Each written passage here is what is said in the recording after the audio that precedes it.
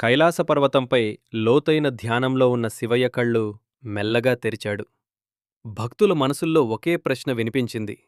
ప్రభూ, భార్యాభర్తలెలా ఉండాలి? శివయ్య సున్నితంగా చిరునవ్వు చిందించాడు. ఓ నా భక్తులారా, భార్యాభర్తల బంధం మాటల్తో కాదు, మనసులతో నిలబడాలి. ఇద్దరూ ఒకరిని మార్చటానికి కాదు, ఒకరిని అర్థం చేసుకోటానికి కలిశారు. అహంకారం వచ్చిన చోట ప్రేమ ఉండదు. అనుమానం వచ్చిన చోట శాంతి ఉండదు. గౌరవం ఉన్న చోటే గృహం స్వర్గమవుతుంది. భర్త అనేది ఆజ్ఞాపించేవాడు కాదు, ఆధారమిచ్చేవాడు. భార్య అనేది వాదించేవాడి కాదు, వెలుగునిచ్చే దీపం. ఒకరు కోపంగా ఉన్నప్పుడు మరొకరు సహనంగా ఉండాలి. ఒకరు బలహీనంగా ఉన్నప్పుడు మరొకరు బలం కావాలి. నేను మరియు పార్వతి ఒక శరీరం కాదు, ఒక ఆత్మ.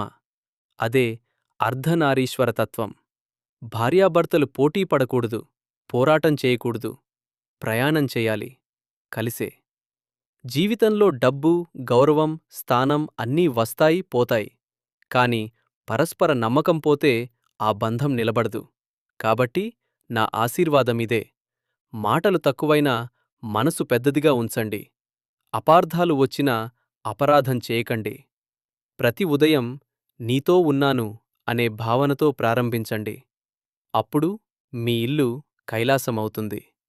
శివయ్య తిరిగి ధ్యానంలో లీనమయ్యాడు. కాని ఆయన మాటలు ప్రతి హృదయంలో నాదంలా మారాయి.